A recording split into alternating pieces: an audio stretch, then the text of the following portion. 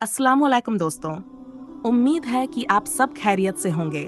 अगर आपको हमारा कंटेंट पसंद आ रहा है तो हमारे चैनल को सब्सक्राइब करें और बेल आइकन को दबाना न भूलें ताकि आपको हमारी नई वीडियो की अपडेट सबसे पहले मिले। अपने दोस्तों और परिवार के साथ भी शेयर करें। जज़ाकल्लाहु खैर और हमें अपनी दुआओं में याद रखें।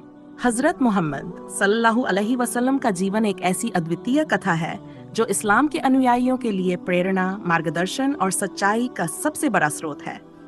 उनकी जीवन यात्रा, जो 500 ईस्वी में मक्का में शुरू हुई, न केवल अरब बल्कि पूरे विश्व में एक नया अध्याय लिखने वाली साबित हुई। क्या आप सोच सकते हैं, एक ऐसे व्यक्ति का जीवन जिसने दुनिया को प्रेम, करुणा और शांति का संदेश दिया। आपके पिता हजरत अब्दुल्ला का निधन तो आपके जन्म से पहले ही हो गया था और माँ हजरत आमिना का साया भी तब उठ गया जब आप केवल 6 वर्ष के थे। सोचिए, इतनी कम उम्र में अनाथ होना कितना कठिन रहा होगा। लेकिन अल्लाह की मर्जी और उनकी कृपा से आपके दादा अब्दुल मुत्तलिब और फिर आपके चाचा अबू तालिब ने आपको पाला। इन मुश्किल हालातों के बावजूद आप सल्लल्लाहु अलैहि वसल्लम ने हमेशा एक सच्चे और ईमानदार व्यक्ति के रूप में खुद को स्थापित किया और यही कारण था कि मक्का के लोग आपको अल अमीन, ईमानदार और अस्सादिक, सत्यवादी कहकर बुलाते थे। क्या कभी आपको इतनी इज्जत और विश्वास हासिल हुआ है? जब आप 25 वर्ष के थे तब आपने हजरत खदीजा रज़ियल्लाहु अन्हा से विवाह किया, जो मक्का की एक सम्मानित और संपन्न व्यापारी महिला थी। यह एक अद्भुत और प्रेमपूर्ण संबंध था जिसने आपको मानसिक और भावनात्मक शांति दी। क्या आप जानते हैं कि खदीजाल्लाहु अन्हा ने ही पहली बार आपकी नबूवर होने को पूरी तरह से स्वीकार किया? जब आपने पहली बार गारे हीरा में वहय प्रकाशना प्राप्त की और डरे हुए घर लौटे, तो खदीजा ने ही आपको डांडस बंधाया और आपकी सच्चाई में विश्वास किया। यह रिश्ता कितना अद्भुत और अनमोल था। फिर वह दिन आया जब 4 साल की उम्र में जिब्राइल अलैहिस्सलाम आपके पास अल्लाह का संदेश लेकर आए। सोचिए, यह अनुभव कैसा रहा होगा। आप जो हमेशा ध्यान और चिंतन में गारे हीरा में समय बिताते थे, अब अल्लाह के अंतिम पैगंबर बन चुके थे। लेकिन क्या यह सब आसान था? बिल्कुल नहीं। मक्का के कुरैश, जो पहले आपके ईमानदारी और सच्चाई के कायल थे, अब आपके संदेश से भयभीत हो गए थे। वे आपके खिलाफ खड़े हो गए, आपका विरोध किया और आपके अनुयायियों को भी तरह तरह की यातनाएं दी। क्या आपने कभी सोचा है कि उन हालातों में हिम्मत बनाए रखना कितना मुश्किल रहा होगा? जब मक्का में हालात और भी कठिन हो गए, तब अल्लाह के आदेश पर आपने मदीना हिजरत की।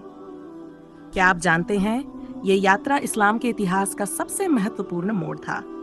मदीना पहुंचने पर आपने एक नए समाज की स्थापना की, जहां सब एक दूसरे के भाई भाई थे।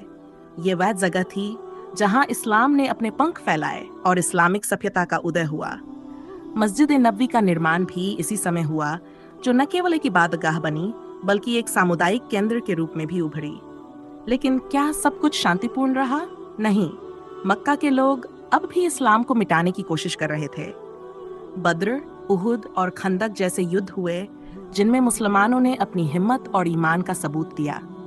बद्र की लड़ाई, जिसे आप शायद जानते होंगे, मुसलमानों के लिए एक बड़ी जीत साबित हुई।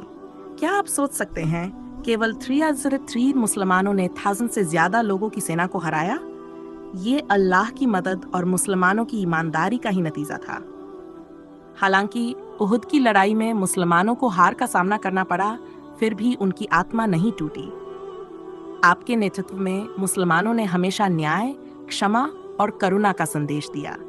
जब खंदक की लड़ाई में मदीना की रक्षा के लिए खाई खोदी गई, तो इस्लाम के अनुयायियों ने दिखा दिया कि वे न केवल शारीरिक रूप से बल्कि रणनीतिक रूप से भी कितने सक्षम थे।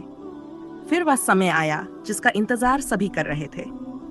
13 ईस्वी में मक्का की विजय, फतह मक्का हुई। क्या आपने सोचा होगा कि उस समय क्या हुआ होगा? एक ऐसा शहर जिसने आपको और आपके अनुयायियों को सताया, उन्हें आपसे लड़ने पर मजबूर किया, अब आपके पैरों के नीचे था। लेकिन आप सल्लल्लाहु अलैहि वसल्लम ने बदला नहीं लिया, बल्कि मक्का के सभी लोगों को माफ कर दिया। ये क्षमा और दया का सबसे बड़ा उदाहरण है जिसे दुनिया ने देखा। क्या आप सोच सकते हैं, ऐसी महानता और विशाल हृदय होने का क्या अर्थ है? इस विजय के बाद इस्लाम का संदेश पूरे अरब में फैल गया। लोग बड़ी संख्या में इस्लाम को स्वीकार करने लगे और इस्लाम की शिक्षाएं तेजी से फैलने लगीं। आपने हमेशा लोगों को बताया कि अल्लाह के सामने वही सबसे सम्मानित है, जो सबसे ज्यादा धर्मनिष्ठ और परोपकारी है। आपकी ये शिक्षा आज भी पूरी मानवता के लिए प्रेरणा स्रोत है। आपकी शिक्षाएं सिर्फ धार्मिक नहीं थीं, बल्कि वे हर इंसान के लिए सामाजिक, नैतिक और नैतिकता का एक स्पष्ट मार्गदर्शन थीं। आपने कहा कि किसी भी व्यक्ति का मूल्य उसकी जाति, रंग या पद से नहीं आंका जाना चाहिए। हर इंसान बराबर है और न्याय, दया और सच्चाई ही अल्लाह के सामने सबसे महत्वपूर्ण है।